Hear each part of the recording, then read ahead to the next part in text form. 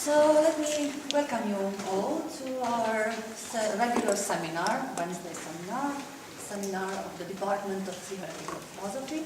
It's my great honor and pleasure to introduce to you today Professor Stephen Gartner from the University of Sydney and the University of Aberdeen. For those of you who might not have read his books yet, Stephen is the author of quite a number of revolutionary interpretations of Descartes and Bacon. His book on Bacon in 2001 sprang a number of new studies or Baconian studies.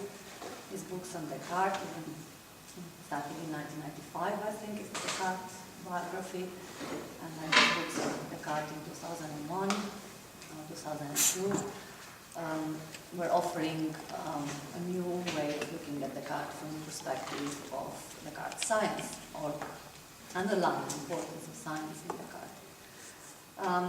His more recent work bears the subtitle Science and the Shaping of Modernity, and I'm sure that most of you have seen the first volume of it, which is The Emergence of a Scientific Culture, but recently the second volume of it is out, a volume that I haven't seen so far, but I'm looking forward to see, which is called The Collapse of Mechanism and the Rise of Sensibility. And Stephen is promising that today we are going to talk a little about sensibility. And the title of the talk today is Human Fundamental Empiricism. The rule of the game here is that we are listening, we are asking questions, we can go as long as we like, but in principle we can go as long as 8 o'clock. And after that, everyone is invited to join us in the room adjacent to this, where there's going to be a little bit of wine and a little bit of water and crackers, and we can continue the conversation in a more informal way. So Stephen, you have the floor. Thank you very much, Carmen. Thanks for having me back after such a short time as yesterday. I want to try and convey to you today why I got reinterested in Hume. As an undergraduate, I could not for the life of me understand what Hume was going on about. And subsequently, I could not understand why people were interested in Hume. But I kind of discovered what seemed to me to be a rich kind of streak or seam in Hume because I was working on questions of sensibility. And that's the stream that I want to bring to you this afternoon. And in particular, I want to focus on Hume's history, because I think Hume is, in the analytic tradition, Hume is treated as virtually a paradigmatic precursor of analytic philosophy, someone who just worries about conceptual issues.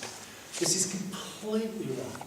Hume is not someone who just worries about it. Hume worries about a whole range of empirical issues. But most importantly of all, in some respects, he pursues philosophical questions via history. And I don't mean history philosophy, I mean big, large-scale political histories. Okay, well, I'm going to focus initially on metaphysics. Well, not just initially, I mean in the sense the paper is about Hume's very peculiar attitude to metaphysics, which strikes me as dead right. So what I want to try and do is to make sense of the role that metaphysics plays in Hume's understanding of the world and our place in it. And I'm going to pursue this question in terms of two issues: reason and skepticism, and reason and sensibility, both seen as a contrast. On skepticism, I'll argue that Hume is not a skeptic as such. He believes that there are valid metaphysical arguments that lead to skepticism, for example about causation, but his conclusion is so much the worse for metaphysics. If there are valid metaphysical arguments that lead to skepticism, that shows there's something wrong with metaphysics, taken as a reliable form of understanding in its own right. On sensibility, I want to explore the idea that understanding for Hume consists in a judicious combination of propositional considerations, for example metaphysical ones, and non-propositional considerations, generally non-metaphysical ones. Okay, let me start with a quote from the Treatise of Human Nature, published in 1739. Hume writes, "Reason is, and ought only to be the slave of the passions, and can never pretend to any other office than to serve and obey them. On the title page of the treatise, he announces that the work is, quote, an attempt to introduce the experimental method of reasoning into moral subjects.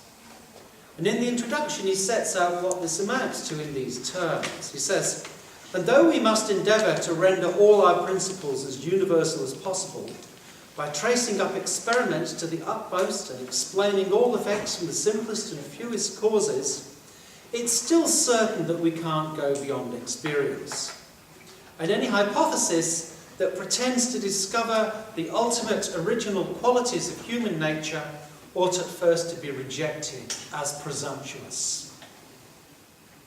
A little later in the book, in comparing his doctrine of the association of ideas with the Newtonian account of gravitational attraction, Hume writes, here is a kind of attraction, which in the mental world will be found to have as extraordinary effects as in the natural, and to show itself in as many and as various effects.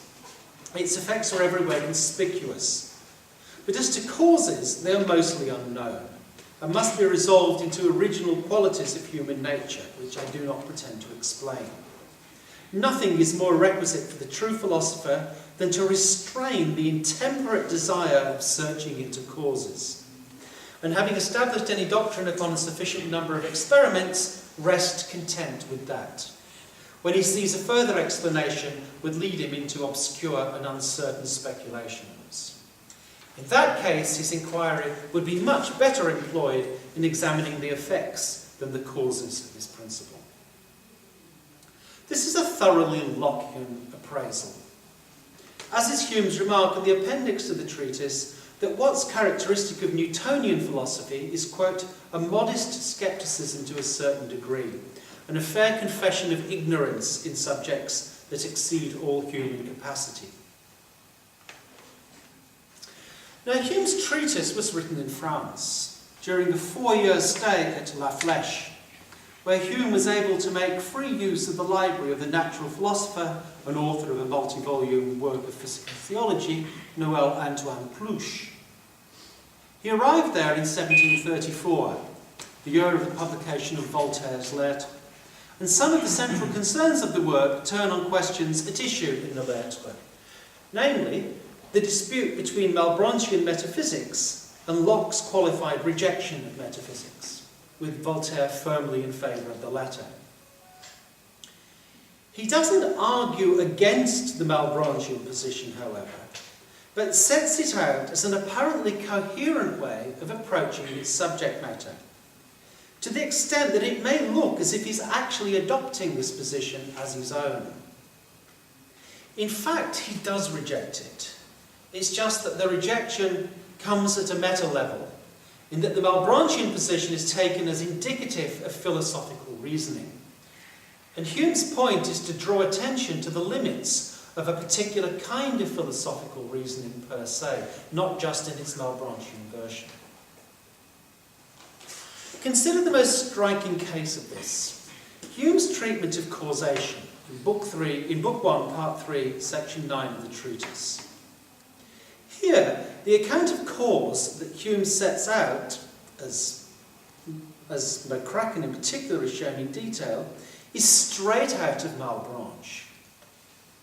As well as extensive passages that précise Malebranche's La Recherche, there are other passages that can only be described as word-for-word translations of Malebranche. Hume reiterates the Malebranchian doctrine that we get no idea of power from our notions of body, mind, or the union of the two. And he uses the same example as Malebranche to show the vacuity of an appeal to powers and forces. He repeats Malebranche's view that we are not aware of a power in ourselves when we move our arms, as well as using his example of a paralytic person willing his arm to raise without the effect being produced. He follows Malebranche explicitly in arguing that the variety of philosophical opinions about power is evidence that we lack a clear idea of it. Malebranche explains that the true cause is a necessary connection. This is a very distinctive doctrine. You don't find it in Descartes, Locke or Berkeley, for example. It's a distinctive doctrine in Malebranche that stresses on a number of occasions with a view to arguing that there are no such necessary connections between natural things. This is a view that Hume, who likewise stresses the idea of a cause as a necessary connection, adopts. The one significant difference between the two is that Malebranche believes there are indirect connections between things which are determined by God, a doctrine that Hume ignores, leaving us with no connections at all. Now, there's much dispute over Hume's degree of commitment to the rejection of necessary connections. Whereas earlier commentators have construed him as denying any real causation in the world, asserting that there's merely constant conjunction, there's been more recently a move to see Hume as a sceptical realist. That is, as someone who accepts that there are real causes in the world, but who denies that we can have a philosophical grasp of them. This makes a good deal of sense of his use of Malebranche. Hume isn't plagiarising Malebranche. I mean, he cites him extensively without reference, but in 18th century context, that's not necessarily plagiarism. He does refer to la recherche in passing, and that's really quite rare in Hume. But also, Malebranche was a very familiar philosopher to English and French audiences at the time that Hume was writing. He was one whose views on causation were well known. Rather, what Hume does is he employs a slightly pared-down version of Malebranche's view to represent the epitome of philosophical reasoning on this question. On the Lockean-Newtonian account, which I want to argue Hume is following, there are forms of inquiry in which one can seek underlying causes, but there are also realms of inquiry in which this is the wrong way to proceed. Not only because it doesn't get us anywhere, but because, more importantly, it cuts off productive avenues of research that a more phenomenal approach reveals. This is a view that Newton and Locke held about natural philosophy. Hume, whose concern is with the moral sciences rather than with natural philosophy as such, generalises the question to include any form of cognitive inquiry, including metaphysics. His argument seems to be that one can always pursue systematic inquiry, and it remains a perfectly legitimate exercise. Indeed, he characterises this kind of philosophical search as something that's part of human nature. However, one ultimately pays a price for pursuing this path. And in the case of causation, as in the more general case of scepticism, the price of drawing matters to their logical conclusion via metaphysics is a denial of something that we not only know to be the case, but without which we could not proceed in our daily lives. Systematic metaphysical inquiry takes on a life of its own, becoming increasingly disconnected from the world as it proceeds. Malebranche, Spinoza, Leibniz and Berkeley had all been criticised in these terms, but Hume is the first, I think, to offer a considered diagnosis of what's gone wrong. There are two connected questions at issue here that can help us to understand what Hume is proposing. The first touching on the nature of scepticism, and the second, which is what I particularly want to focus on, touching the relation between reason and sensibility. On the question of scepticism first, it's important to draw a distinction between ancient scepticism, for which we can use the generic title of Pyrrhonism, and modern Cartesian scepticism. Pyrrhonism is doxastic scepticism. That's to say, it questions whether we're entitled to our beliefs. It's doxastic because it's about belief. Questions whether we're entitled to our beliefs. Typically, by trying to show that for any belief we have, there's an equally good opposing belief, so that we can never decide between the two. Cartesian scepticism, by contrast, is epistemological scepticism. It's concerned with knowledge. It does not question our beliefs. What it questions is our knowledge claims.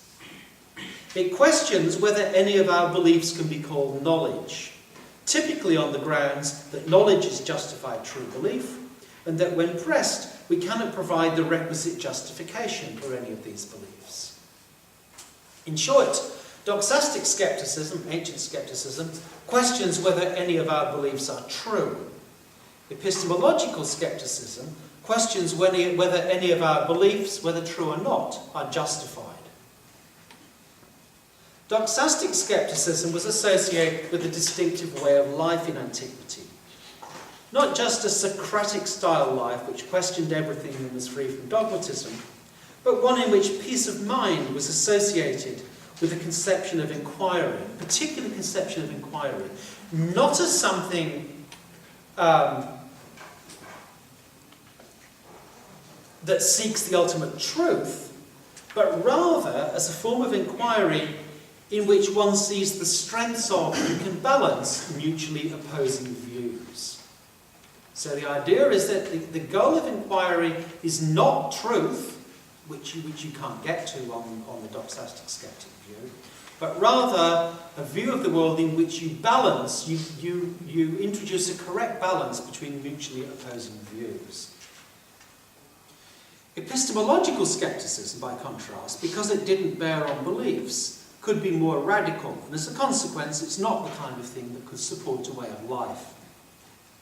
It could be more radical because, as far as the question of justification was concerned, it allowed a form of hyperbolic doubt, in which even beliefs about which we are certain, like beliefs that there's an external world, or beliefs that 2 + 2 = 4, in which even beliefs about which we are certain can be subjected to question.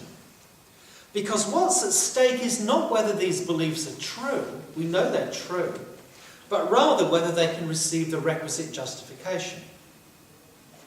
It couldn't support a way of life because it would be impossible to live in accord with such hyperbolic doubts. Epistemological skepticism was not designed to provide us with a new set of beliefs in its own right, but rather to sweep away various prejudices and assumptions so that one could start afresh. This is the Cartesian procedure. In terms of what they set out to achieve and how they achieve it then, doxastic and epistemological doubt are quite different. Now Hume is as concerned with Pyrrhonism, doxastic doubt, as he is with epistemological skepticism. And what's distinctive about his approach is that he runs together doxastic and epistemological considerations in quite an idiosyncratic way. It's not that he simply conflates the two. Rather, what he does is to assess the value of doubt generally, both with respect to doxastic and epistemological criteria. The oddity of this way of proceeding is that hyperbolic doubt comes to be assessed by doxastic criteria, which of course it fails to satisfy. Consider the case of cause. One can question whether one's belief that there are necessary connections meets the highest standard of justification. And indeed one may conclude that they don't, if only because these standards of justification, for whatever reason, can never be met. But one cannot, on philosophical grounds, genuinely believe that one is mistaken about necessary connections, any more than one can genuinely believe that one is mistaken about the existence of the external world. By applying doxastic criteria to hyperbolic doubt, Hume inevitably finds himself in a dire position, where he says, quote, "I am at first affrighted and confounded with that forlorn solitude in which I am placed in my philosophy, and fancy myself some strange uncouth monster, who not being able to mingle and unite in society, has been expelled all human commerce and left utterly abandoned and disconsolate." Now, it's hard to imagine that philosophical speculation could lead to such a state of psychological distress. Although it's of interest that Hume's description does in fact capture the psychological state of patients suffering from Cotard's syndrome. Cotard's syndrome is caused by a brain lesion in which cognitive and affective pathways in the brain which normally work in tandem, become separated. And as a result, the patient experiences the world, or even himself, as not really existing, a condition accompanied by severe psychotic depression. I've forgotten the name of the other one. There's the Cotard syndrome, and there's another syndrome, which is where you think that everyone you know, your friends, have been taken over by aliens. These are real clinical cases. In fact, this one's been made into a film, The Invasion of the Body Snatchers, where everyone's taken over by aliens. Your cognitive and affective pathways become separated. So you look at the people around you, they act and behave like your parents, your spouse, your children, your friends, but you know they're not. They couldn't be. There's something wrong about it. And that's because under normal circumstances, when we relate to someone, we don't, or maybe things, we don't just relate to them cognitively, we relate them to in terms of affective states. The two are essentially tied together. And when you separate them, and brain lesions of certain kinds can separate them, you're in big trouble. You either think all your friends have been taken over by aliens, or you think you're dead. And that you're experiencing all these people around you, but they're either figments of your imagination, or they aren't real because you know you're dead. So the inability to associate or align what might be described in 18th century terms as reason and sensibility, reason and affective states, is what leads to this state, rather than a defect of either taken separately. I think this is exactly the kind of claim, allowing for obvious differences in context, that Hume wants to make. The issue of the limit and nature of human inquiry turns in Hume as much on sensibility as on reason. In the inquiry concerning the principles of morals, Hume takes issue with Montesquieu, who, he tells us, supposes all right to be founded on certain rapport or relations, which is a system that, in my opinion, will never be reconciled with true philosophy. Father Malebranche, as far as I can learn, was the first that stated this abstract theory of morals, which was afterwards adopted by Cudworth, Clarke and others. And as it excludes all sentiment and pretends to found everything on reason, it has not wanted followers in this philosophic age. Now, that there's a more general point at stake here is evident from the remark in the treatise that, quote, the understanding, or reason if you like, when it acts alone, and according to its own general principles, entirely subverts itself, and leaves not the lowest degree of evidence in any proposition, either in philosophy or in common life. Trying to live in accord with reason alone is completely misguided in Hume's view. Quote, philosophy, if just, can present us only with the mild and moderate sentiments, and if false and extravagant, its opinions are merely the objects of a cold and general speculation, and seldom go so far as to interrupt the course of natural propensities. The cynics are an extraordinary instance of philosophers who, from reasonings purely philosophical, ran into as great extravagances of conduct as any monk or dervish that ever was in the world. Generally speaking, the errors in religion are dangerous, those in philosophy only ridiculous. However, the solution to this does not lie in renouncing metaphysics, which is what you might at first think. It does not lie in renouncing abstract systematic reasoning. For to do so would, quote, be to cut off entirely all science and philosophy, and would subvert entirely the human understanding. Hume's able to offer no solution to the dilemma. In other words, metaphysics leads us to dead ends, but we can't do without it. For my part, he says, I know not what ought to be done in the present case. Now, there are a number of ways of thinking about the problem raised here, which I think is a really interesting and profound problem. One is to try and explore the relation between reason and sensibility in an abstract way that forces some kind of commensurability between the two. This is an approach that would inevitably involve translating the questions into terms of some overarching discipline. So you ask, what is it that reason and sensibility have in common, so that you can unify them under a more general rubric? This is, amongst others, what Kant will do, turning the problem into one in epistemology. But this would certainly not have satisfied Hume. Another approach is to treat the dilemma as a genuine dilemma. That's to say, not something that can be overcome, but as telling us something about the human condition. In concentrating on doxastic doubt, Hume's deployment of scepticism is not part of an epistemological project. Rather, it's one designed to reveal how to live, just as it was for the ancient Pyrrhonists.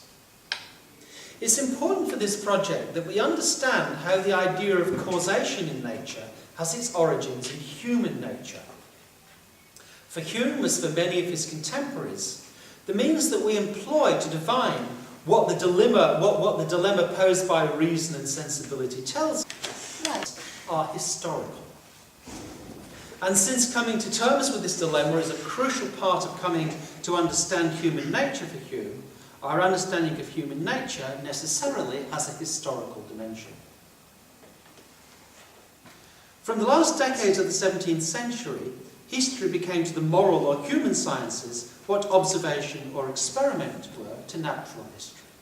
They were the empirical components, so to speak, of the human sciences.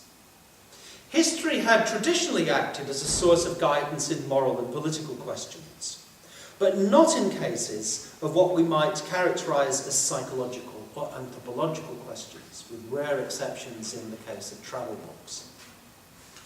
Its scope now widens radically, and it begins to act as a form of investigation that runs parallel to philosophical analysis, sometimes complementing it, at other times at odds with it. Let me turn then to the question of the relation between reason and sensibility, and Hume's view on how this relation might be elucidated through historical investigation. Hume raises two fundamental issues. First, he questions whether there is any single form of critical inquiry that enables one to stand back from various kinds of cognitive projects, natural philosophy, theology, anything that makes claims about knowledge of the world or our place in the world. He questions whether there's any single discipline that enables us to stand back from these and pass judgment on them. And in particular, he asks whether this is a task to which metaphysics is fitted. And the answer is no. There is no such single form of inquiry that enables us to stand back from everything else and pass judgments on it. And he certainly doesn't think that metaphysics is suited to this role. He thinks metaphysics is on a par with everything else. Second, when a question of this kind had been answered in the affirmative, in those 18th century projects traditionally associated with the Enlightenment, it was on the assumption that this critical task, this task of standing back and passing judgment, was the duty of reason, however that was identified. But Hume raises a fundamental question, inherent in the 18th century sensibility tradition, whether understanding of the world and our place in it is exhausted by reason. Can reason alone give us the answer to these things? And he answers that it can't. Reason requires marshalling understanding of the world into a propositional form, into propositions of the form, knowing that A, knowing that B, knowledge of that, if you like. But Hume argues that understanding is in fact a balance of propositional and non-propositional forms, where this contrast is to a large extent associated with one driven by specifically natural philosophical concerns, that between systematic and natural historical kinds of understanding. It's therefore a crucial part of his project that he examine both religion and philosophy, for example, in terms of what, in the former case, he explicitly calls a natural history. And he writes a natural history of religion. So what is a natural history of religion? What's the difference between it and the more traditional idea of a project involving reason that enables you to stand back from things and pass judgment on them? Natural history is not doing that, but it is performing some kind of more general role. Now, although the term natural history doesn't denote a history in the modern sense, that's to say a diachronic account, it's worth stressing from the outset not only the important role that history proper plays in Hume's thinking, but also the importance of identifying just what role history does play. Hume's approach was resolutely historical. But by contrast with the genealogical approaches of the philosophes, in which the aim was as often as not a reduction of Christianity to a conspiracy of priests, for example, Hume's treatment of religion was more along the lines of the experimental or phenomenological versions of natural philosophy. That's to say, it was primarily a matter of establishing connections between phenomena. And paramount amongst the phenomena connected were religious and philosophical thought and practice. But one of the distinctive features of Hume's treatment of Christianity is that in its contemporary forms, it lies at the intersection of philosophical and religious thought and practice. It's neither just religion nor just philosophy. It's something that exists at the intersection. What's distinctive about this account is that he uses this historicisation of religion and philosophy to open up questions about the nature of propositional understanding.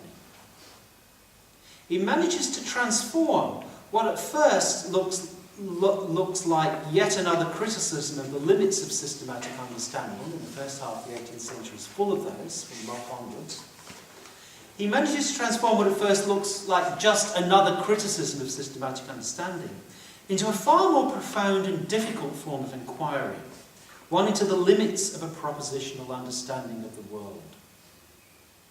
The appraisal of sensibility in our understanding of the world and our place in it no longer hinges on the existence or otherwise of innate ideas. It's now a conceptual issue.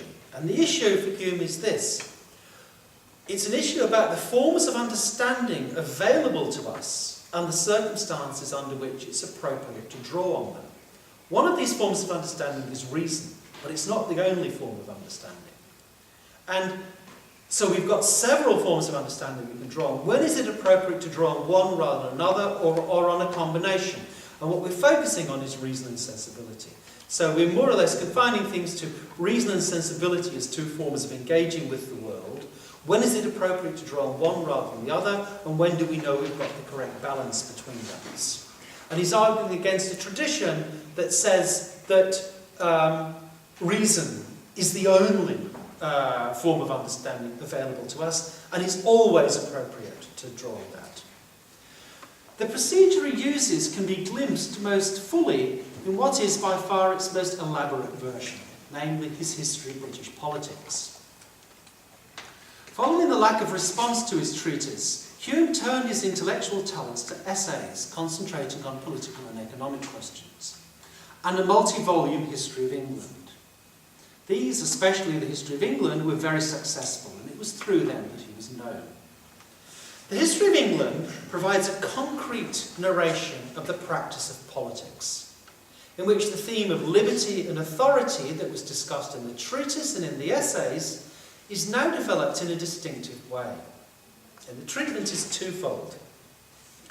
Hume explores the origins of liberty both in human nature and in the contingent circumstances of the history of England, with a view to building up the concept on a firm basis.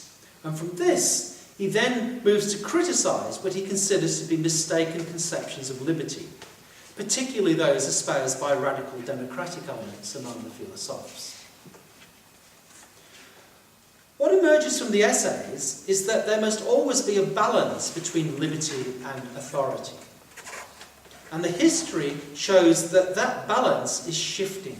It depends on historical circumstances, and it's always precarious. It is not fixed in one form. As for the writing of history itself, in his essay of the rise and progress of the arts and sciences, Hume develops his idea that the relation between cause and effect is a matter of inference rather than direct perception, arguing that such connections are more easily established when changes in the human conditions produce changes in large-scale human behaviour, for example, the rise and progress of the arts and sciences, or the rise and progress of commerce, rather than on an individual level. And he distinguishes two forms of history, corresponding respectively to cultural change and to individual actions. By contrast with the attempt of the encyclopédistes in France to promote conjectural history at the expense of other forms of history, both Hume's history of England and William Robertson's equally philosophical History of Scotland of 1759 combined the two forms of history that Hume distinguished. There was a narrative of deeds with an account of the development of forms of collective progress in arts, sciences and commerce. Now, given Hume's broader aims, the idea of finding a way to accommodate or balance competing interests rather than forcing a choice of one set over the other is not simply an issue about how to write history, but it's an integral aspect of his conception of what understanding the human condition consists in. History is one form of understanding that. It's got rules about balance rather than forcing issues, and he generalises, or he's able to generalise to the most abstract case, arguing that it's a balance, or suggesting at least that what we should be seeking is not the truth, but a balance between, but the right balance between competing considerations. A balance which history shows changes. The right balance changes all the time. Livingston's put the point well. He notes that much of Hume's philosophy, quote, is an attempt to show what we would call rationality in science, morals, politics and religion is actually the result of a long, gradual and largely unconventive evolution of conventions, the end of which is the coordination and satisfaction of conflicting human needs and desires. The example that Hume works out in detail along these lines is that of the British Constitution, which is not a work of conscious design. Rather, he sets out to show that its provisions were largely unintended results of painful and unwilling adjustments forced by over a century of political chaos. To understand how this approach works in the case of religion and philosophy, it would be helpful to begin by considering two fundamental questions that Fontenelle had opened up at the turn of the century, and which were to provide a focus for much 18th century anthropological thinking about religion. The first, raised by the Histoire des Arts of 1686, was whether modern religion might in fact be a form of superstition. This was a criticism that Christians had unhesitatingly used to dismiss other religions, and it's now turned on Christianity itself. The idea was that perhaps superstition wasn't a perversion of Christianity after all, but in large part constitutive of it, as Hobbes and Spinoza had argued earlier.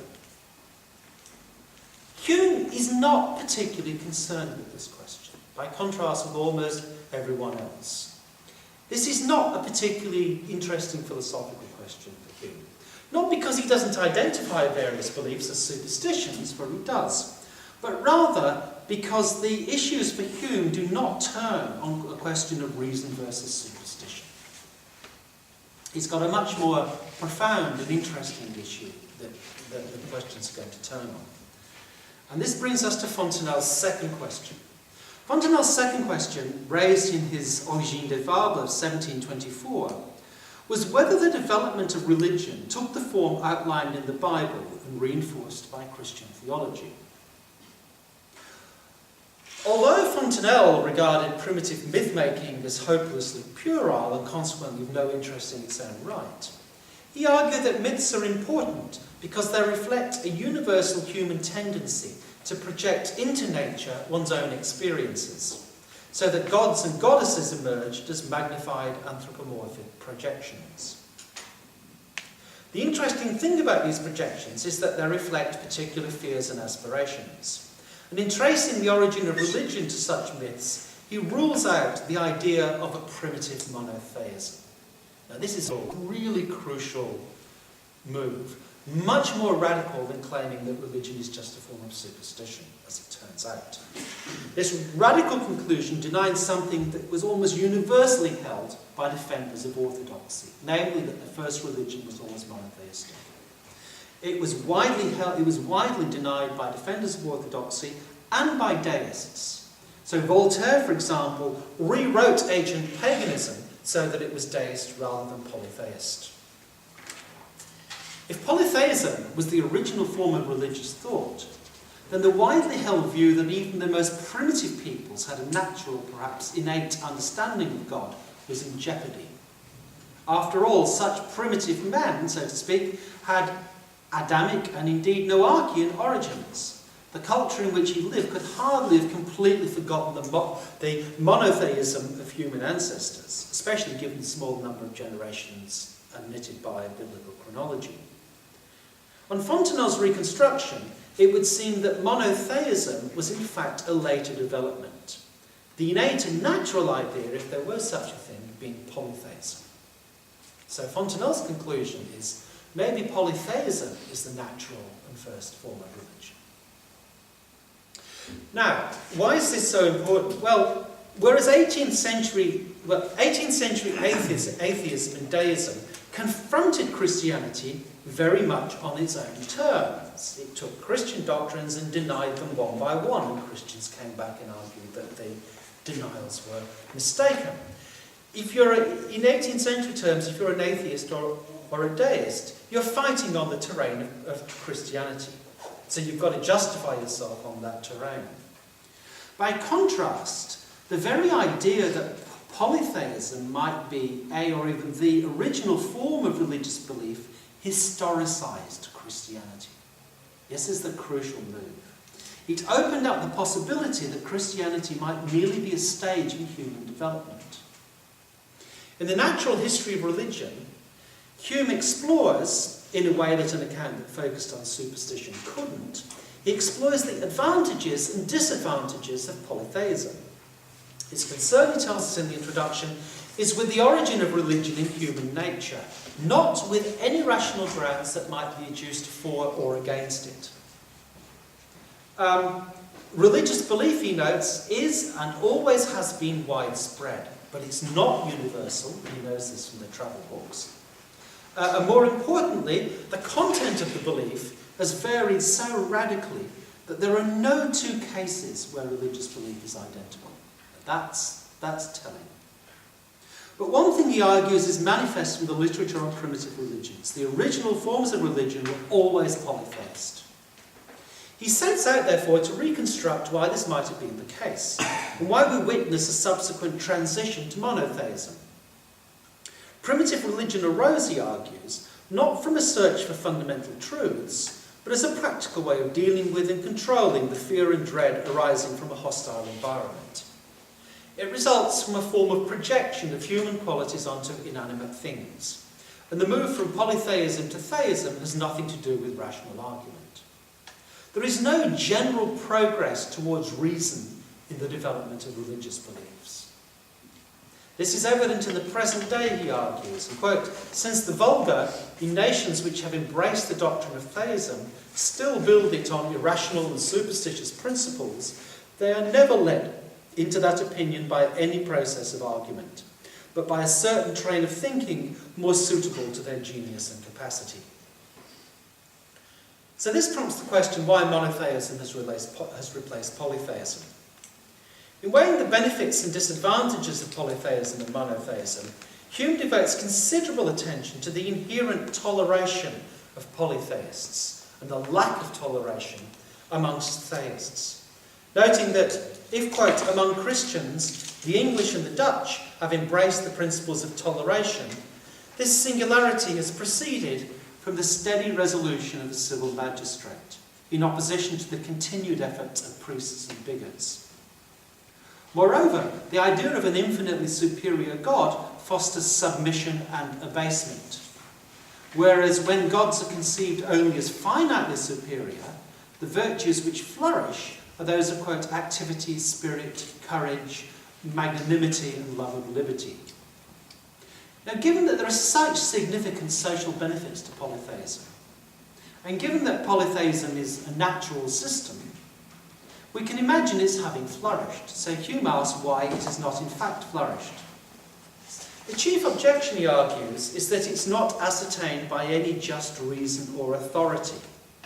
Whereas where theism forms the fundamental principle of any popular religion, quote, that tenet is so conformable to sound reason that philosophy is apt to incorporate itself within such a system of theology. The problem is that philosophy soon finds itself unequally yoked with a new associate. And instead of regulating each principle as they advance together, she is at every turn perverted to serve the purposes of superstition. It's perhaps not remarkable that when he turns in the dialogues concerning natural religion to a philosophical account of the nature of a single God, it's Malebranche's account that he quotes. Again, it's Malebranche who's the archetypical metaphysician, just as he was on causation. And the conclusion is the same in both cases, namely that, quote, all the philosophy, therefore, in the world, and all the religion, which is nothing but a species of philosophy, will never be able to carry us beyond the usual course of experience, or give us measures of conduct and behaviour different from those which are furnished by reflections on common life. Okay, the final move from religion to philosophy. By tying Guiney's account of religion with an account of philosophy, Hume makes the critical evaluation of religion feed into the critical evaluation of philosophy. Philosophy is conceived no longer simply as a language of criticism from which it itself is immune, but rather as something deeply problematic in its standing. It's problematic because philosophy's got to retain some autonomy as a vehicle of criticism of non-philosophical thought. But at the same time, it's got to take its place as a form of practice which, like religion, has its roots in human nature and develops in various ways which can be analysed. So in other words, you can historicise philosophy. You can treat philosophy as something kind of out there, as a phenomenon, and you can perform a phenomenology of it. The new task that Hume identifies is not to analyse philosophy at the level of doctrine, however, for that's uncontentious, and indeed it's part of most philosophical programmes. Rather, the task for Hume is to undertake an analysis at the level of the philosophical enterprise itself. An analysis that describes phenomenologically, or as Hume would put it, as a natural history, rather than acting as a neutral arbiter. Because, as we've seen, Hume deems the latter enterprise impossible, not just in the guise of metaphysics, but simpliciter. It's helpful to understand the parallels with the investigation of religion here. One important strand in the late 17th century historicisation of religion, which was exemplified in Pierre Bayle, for example. For this, the point was not to investigate the development of religious doctrine, something that scholars have been doing for centuries, but rather to enable one to stand back from religion in general, and Christianity in particular, and to consider it as an object of study without any assumptions as to the validity of its claims to truth. This is the thing that worried Christian theologians far more than the arguments that Christianity was just superstition. On this approach, Christianity, like anything else, can be analysed not on the grounds that it's either true or false, but without taking into account claims of truth or falsity. That was the worrying thing, that somehow Christianity can be anthropologised, so to speak, or relativised. It's a discourse, you look at it in its own right, without needing to come to any judgment on whether it's true or false. Because for Christian theologians, the fact that it's true is its crucial distinguishing feature. You can't bracket off questions of whether it's true or false. That destroys the whole enterprise, and that's exactly what Bayle does. He destroys it not by saying Christianity is false, but by saying there's a way of analysing Christianity such that you don't have to raise questions of its truth or falsity. And one particular way you do that is to historicise it. You look at it as a practice that has a history and that is transformed in the course of that history. What Hume's effectively doing is saying, given the close connections between Christianity and religion and philosophy, you can apply the same procedure to philosophy. So he's done it in detail in the case of history, he's given us a programme in the case of religion, and now he's suggesting that we can do the same for philosophy.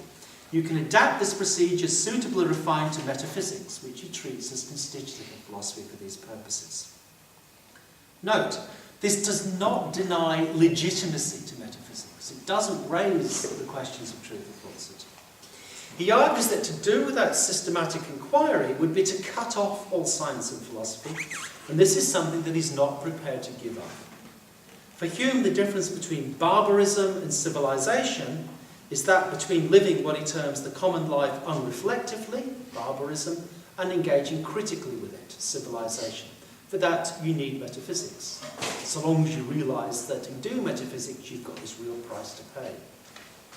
So at the most general level, then, in conclusion, what Hume is questioning is the attempt to found any cognitive enterprise, natural philosophy, morals, politics, religion, on the basis of an autonomous reason or rationality.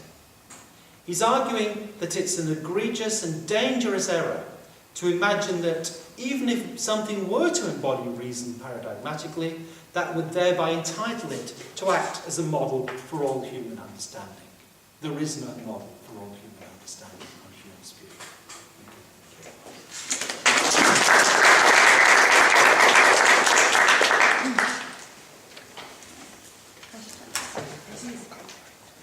Oh, absolutely.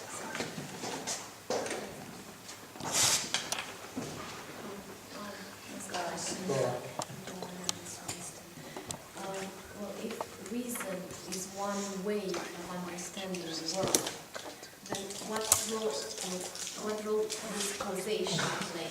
Is causation the mechanism through which, in fact, through which, in fact, we understand the world in terms, and it's like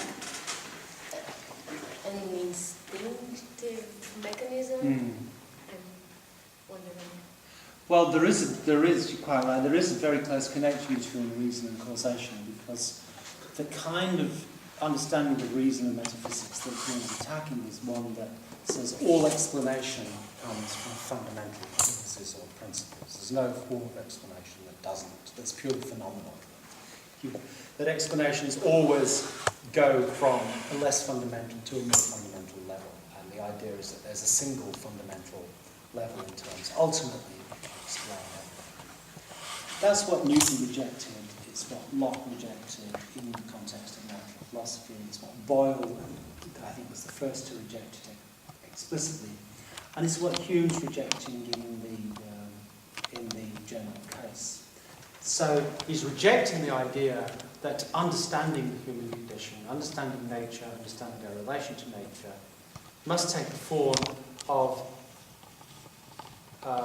reducing these to first principles, or deriving them from first principles. What's the non-reason? Actually, I should have given examples of non-propositional forms of understanding. Examples of non-propositional forms of understanding, I'm not so much concerned with, I mean, there's non-propositional knowledge how, because it's the usual example as opposed to knowledge that. But actually, what I'm concerned with here, and what I think Hume's concerned with, is not forms of knowledge, but other forms of understanding, other forms of relating to the world, in terms of anxieties, fears, aspirations, projects, a whole range of complex ways in which we relate to the world. And if we didn't relate to the world in those ways, if we just related through reason, we'd end up like these poor people with Cotard's syndrome and the other. We wouldn't distinguish between, people we like, people we don't like, people we know well, people we don't know at all. We'd have no effective contact. So the idea is that when we relate to the world, we relate to the world in cognitive terms, but we also relate to the world in terms of affective states. And so the non-propositional forms of understanding here are the affective states. And if you relate to the world in terms of projects that you have for your life, or anxieties and fears, or love, then these are not causal. You don't think of these in terms of causal accounts. They're a different kind of connection. So I think causation is implicated centrally in reason. So one thing you might be saying is that, yeah, of course you can understand the world causally, but if you think you can just do it in terms of causes, you're not going to get a full account. There's this whole other dimension. The skill is balancing the propositional and non-propositional cases in particular cases. Now, this is an extrapolation from Hume. Hume doesn't say this explicitly, except in the case of the history of British politics. But that's his most developed use of this kind of model, which he clearly intends to be more general. It's just the only case he gives us extensive detail is in the history of England, which is a political history. And there, very explicitly, the notion of balancing constraints and the changing requirements on that balance between, liberty and authority and the rest of it. That's where it comes through most fully. So I'd say, reason and cause on one side, and then all these other non-causal ways of relating to the world on the other. And if you want to understand what you are, what the world is, and what the relation between yourself and the world is, don't be misled into thinking you can do it in any single terms, whether metaphysics or theology or anything else, all of which tend to work in terms of basic principles. But because it's like an internal mechanism of the individual, and that's what I'm saying is that I think, for Hume it seems like the cause is not necessarily property of the world, but in fact it is a way in which somehow, in a very innate and very strange way, you do relate with the world, and this is how the faculty of reason seems to relate to the world. And what seems to be wrong when you're doing this kind of meta-rational scientific approaches is to believe that there is this kind of, that reason is more than just a faculty of the mind. It has this very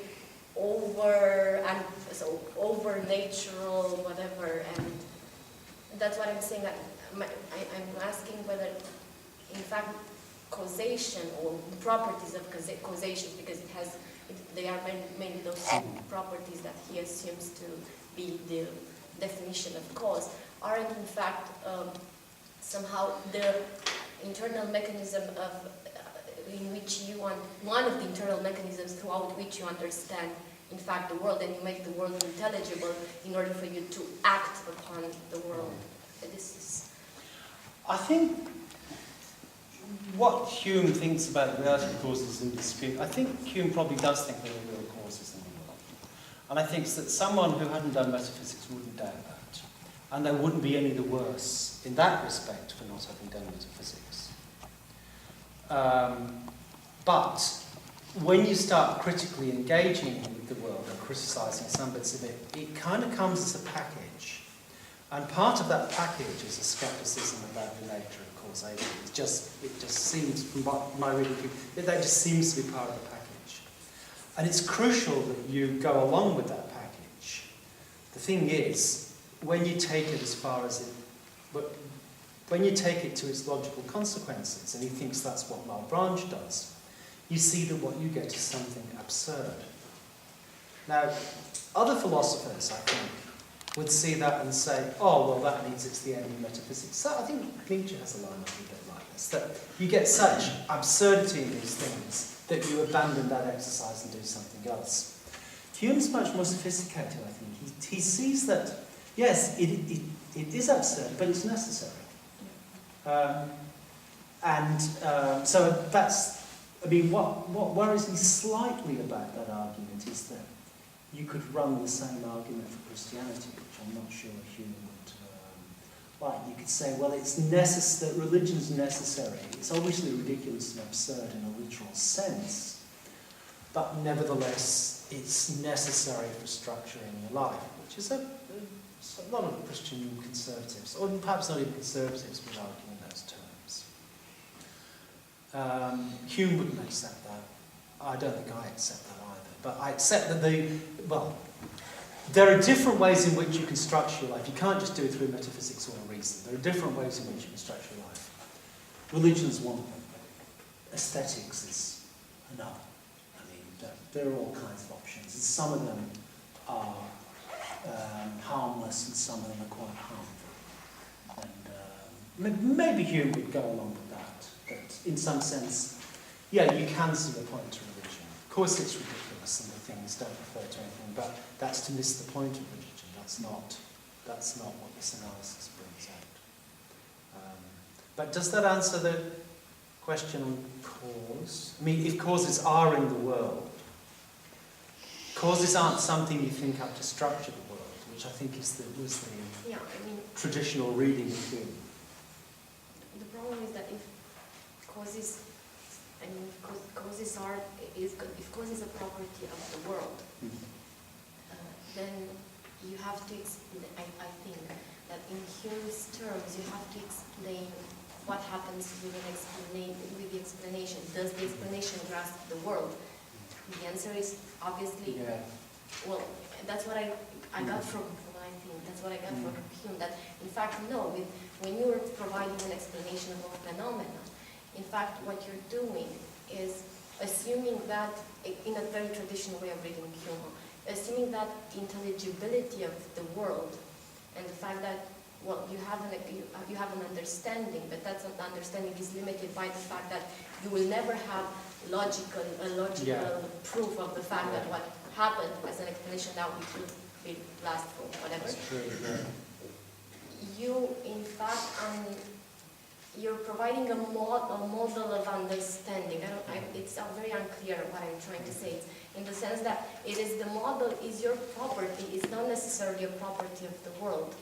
So then causation, this idea that, for in fact, that there is a temporal spatial precedence of cause for the effect, which is one of the properties of causation in Hume's terms, it is mostly a way in which the humans relate to the world. It is not necessarily a property of the world, because you cannot logically prove that this is something which is a property of the world. So then everything that when you're speaking about science, as when you're speaking about ethics, as when you're speaking about religion, is in fact a way in which the human beings are explaining to themselves the experiences that they have upon the world, which would imply that in fact everything which is related with explanation in science, as also in ethics or whatever, is bound to human nature, and it is not beyond human nature, it is not absolute. And in this sense, you cannot really state that there are general universal principles, because from a logical point of view, you cannot really prove that those are, I don't know if it's clear, but in a pre-philosophical state, you relate to the world as if there are causes in the world, and you get by without any problem whatsoever. It works perfectly. It seems right. Once you start probing philosophically the notion of causation, you get problems about if you construe it in terms of necessary connections. How far do you push those worries? Well, if you push them to the end, there's no such thing as causation, even though we know perfectly well that there is such a thing as causation. And take a more extreme case, the existence of an external world, which goes with causation in Malebranche. You start off in your pre-philosophical state, knowing that there's an external world, and you don't call it that, but you know it's there. You then do metaphysics, you push it to the end, and Malebranche tells you there is no external world. It's just ideas put in your head by God or whatever. There's no real physical thing out there. Well, what do? You know there's an external world. You know that metaphysical inquiry is legitimate. I mean, it's not because there's something, it isn't because of flawed arguments. I mean, that's the nice and difficult thing about Hume. He isn't saying, Malebranche gets us to this ridiculous conclusion because there's a flawed argument in his metaphysics. There isn't a flawed argument in his metaphysics. He doesn't say, well, metaphysics gets us to this, so let's abandon metaphysics. He doesn't say that either, because we can't abandon metaphysics. So you've got two contradictory states, so to speak, either with respect to analytics or with respect to causation. Somehow, I don't think they are contradictory. I think that maybe the crucial is that idea when he separates between relations of ideas and matters of fact. And what you're doing is, you're saying everything which is related only exclusively with relations of ideas can be logically argued for and grounded.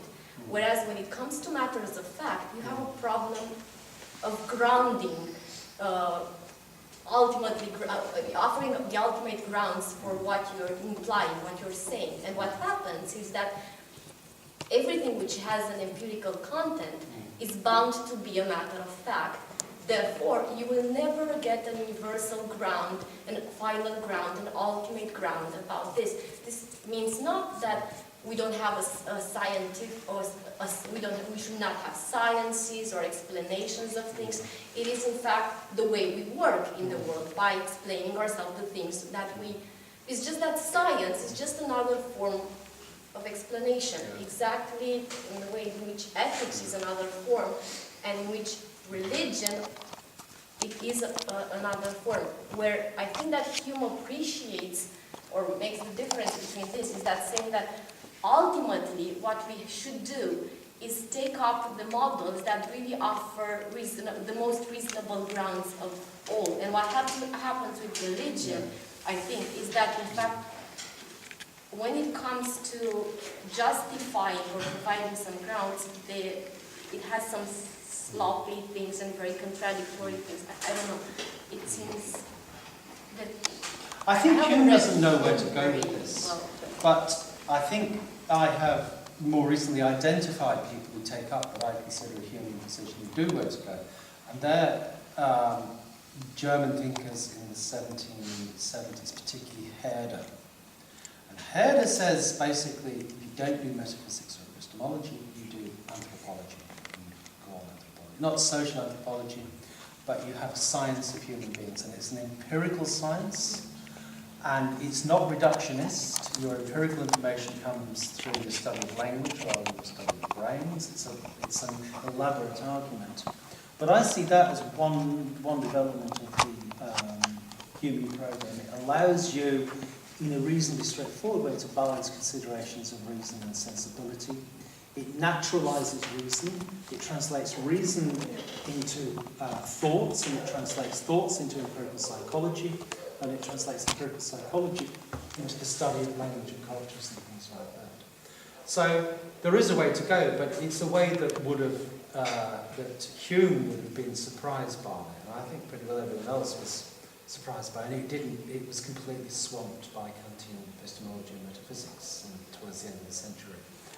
But I think it's a really interesting way to go, and I think that's probably the development, the philosophical development of what Hume was doing.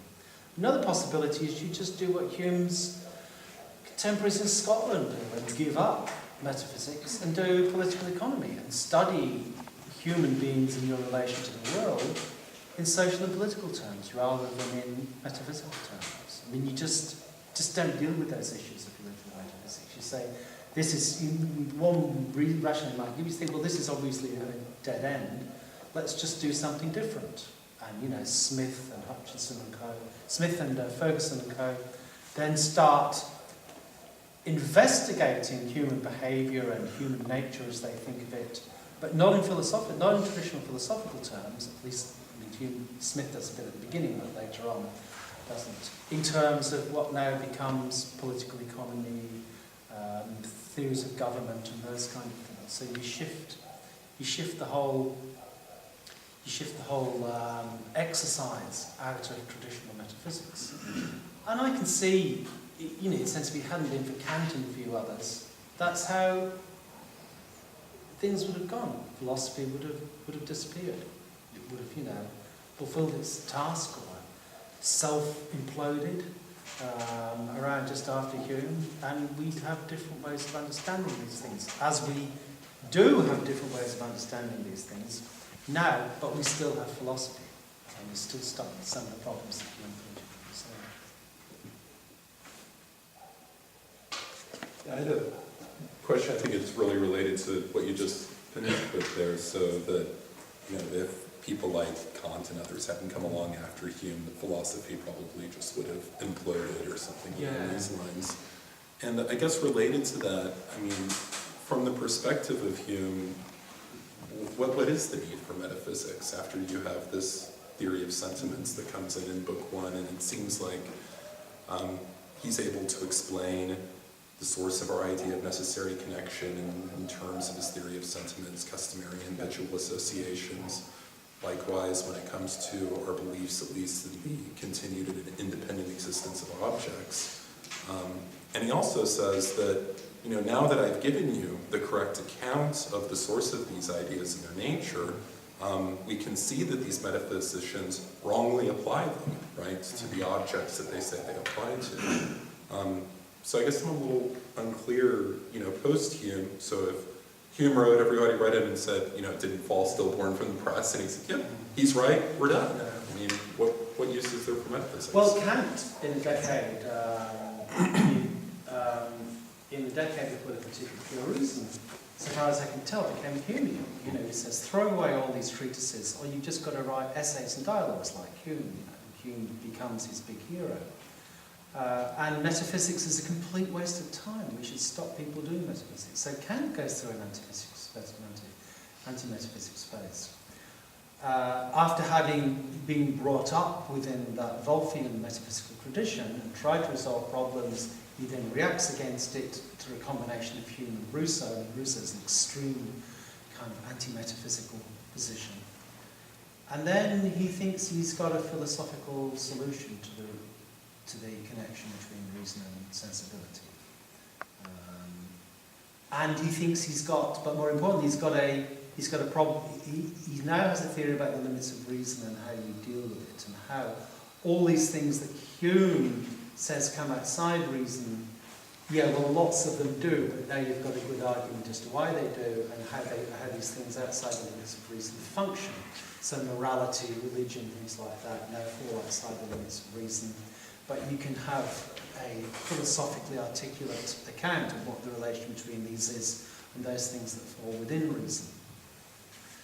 So, in terms of people wanting to make a living from philosophy, this is manna from heaven. This says, you take him seriously, and here's the next stage, and it's a philosophical stage, and there's no end of work in this going on this model kind of thing, and. So, it's Kant's genius, really, to take Hume and to retranslate it back into philosophical terms and give you a philosophical project that does it. Now, personally, I think Herder's anthropological route, which he initially got from Kant as well. I mean, Kant was running those lines, though he didn't follow it up. Was probably the right way to go, if you want the kind of understanding that Hume and co were after. And it's much closer to a continuation of Hume's own theory of sentiments if you consider how the Sturm und Drang movement developed in Germany. Oh yeah, exactly, yeah. Now I think the history's very contingent and complicated.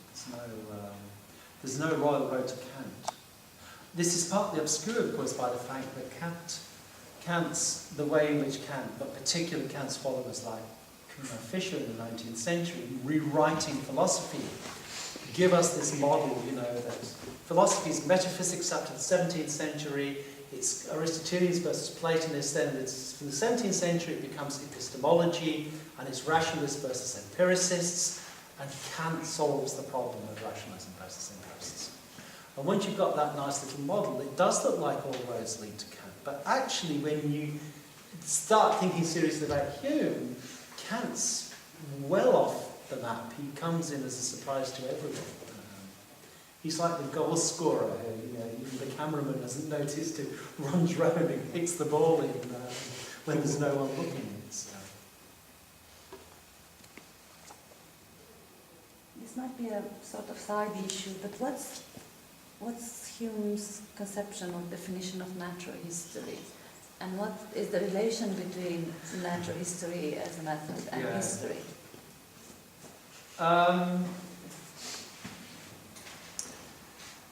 This is very hard. I think one of the key texts is Newton's Optics, which we know Hume studied at Edinburgh. And I can't remember whether Newton uses the term natural history. But from Boyle onwards, there's a sense of natural history as an experimental discipline that, that's the way Boyle uses it, I think, as an experimental set of disciplines that don't seek explanations in terms of fundamental causes. that seek to relate things on a phenomenal level. And then, of course, the more traditional natural history, the Greek natural history, which is to do with classification, particularly botany and zoology, fit in very nicely to that. They're not necessarily experimental, but they privilege certain forms of connection between phenomena, spotting unexpected connections and things like that, rather than going down to a more fundamental level. That's the way in which Newton's optics was used, as I understand it, in the 18th century, by contrast with the Principia, which was seen as a more deductive type exercise. I've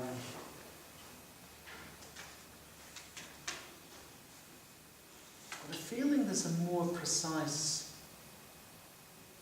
use in the 18th century, but although I can think of a more precise example. Hume's natural history of religion is not like a botanical or zoological classification, but it explicitly isn't trying to give a causal account or an account that shows that this is a legitimate or illegitimate enterprise. So it's explicitly against the idea that the only way to deal with religion is to show that it's a form of superstition. It's explicitly against that, and it's much more like the Bale idea that you historicise and naturalise. Actually, this is not how Hume would put it, but I think by the time you get to Herder, with the benefit of hindsight, what Hume's doing is naturalising. He's naturalising metaphysics, he's naturalising religion, and his main tool is historicisation. But historicisation works because it's a form of naturalisation. So what he does is he treats religion and philosophy as a natural phenomenon. And he treats the history of constitutional politics as a natural phenomenon. And you investigate that natural phenomenon. You look how it changes over time, you look at its relation with other natural phenomena. And questions of truth and falsity and things just don't arise. So he does that for British constitutional history. He does it in the terminology as well for theology, and then because of the connections between Christianity and philosophy, he can do it for philosophy. So it's not naturalised metaphysics in the way that people, in the way Quinians and others now think of it. It's a naturalisation of metaphysics that treats metaphysics as an object. Bearing in mind all the time that this object is not subject to some single discipline that stands above and judges and assesses the things. Because natural history doesn't do that. Obviously in the case of classifications, you don't put plants into one category rather than another because you've judged and assessed their qualities, kind of thing. You just do it because that's the way the natural thing unfolds. So I think that's what naturalisation does, is it naturalises its object of inquiry. And that's why anthropology wondering is where temporality comes in, because there is that kind of theory that history in historical sense, in our sense today, it's an 18th century creation, and up to the late 17th century history is just a collection of exemplars. And in a way, natural history is the paradigm, and history is just following into this. But here it seems that there is a sort of temporality. What you want is a developmental. Well, you get developmental histories in the 1730s, 1340s. The history that D'Alembert provides in the preface to the Encyclopédie is a developmental history. It's completely teleological. Isn't the present wonderful? It's a realisation of reason and how everything else leads to the present, which is completely contrary to what how Hume thinks you should do history. Buffon, but before him, Maupertuis, I think even in the 1730s, takes developmental history as a crucial way of doing the life sciences. So you don't just study structural differences between animals and plants, you look at their developmental history. And because Voltaire's got the history of manners that say developmental history as well, that relates, actually, Voltaire's letter directly connect intellectual achievements with the political conditions under which they happen. That's why he prefers England to France. So that's a kind of naturalisation as well. So there's various stabs at From what you said about Hume's natural history of religion, Hume is not doing this. Hume's not, but he's natural. But you asked about the historical side of things. Yeah, I mean, what he's doing, he's naturalising by historicising. You don't have to do it that way. You can naturalise in other ways, but his naturalisation is through historicisation. So that's where the history thing comes in. And there are models from Voltaire, Buffon. No, actually, the others are a bit late. There are models in disputes over history amongst the French anyway in the early decades of the 18th century that would provide a model for that.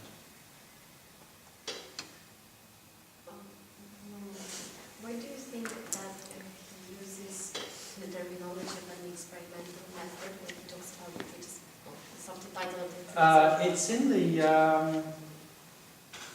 the title page. He says, on the title page, he says the work's an attempt to introduce the experimental method of reasoning into moral subjects. That's the title page of the treatise. Why the experimental method? Oh, okay. Experimental method as opposed to deduction from first principles. No. Yeah. So it's whether you take a principial model or an optics model. So it's related, that's what I'm asking, it is related to the concept of natural history and because the treatise doesn't really seem... Well, I think the claim only makes sense if you believe, as I do, that natural philosophy has shaped the issues. So the issues have not been shaped in metaphysics. The issues have been shaped because there's a fundamental dispute in natural philosophy about the way you do natural philosophy. And that is between experimental natural philosophy, which becomes very closely associated with empiricism in Locke, and a kind of bottom-up deduction from first principles type natural philosophy. So if you see that as shaping the issues, then he's putting himself firmly in one camp, which is the Lockean camp.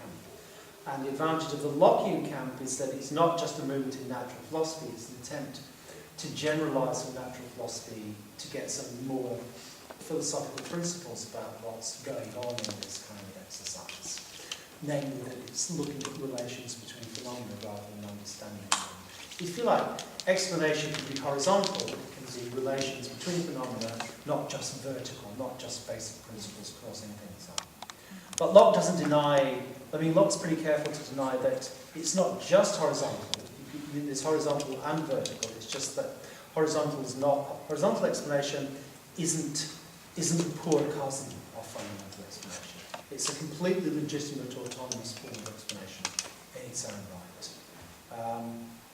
So if he's placing himself within that, then I think there's lots of cues into it.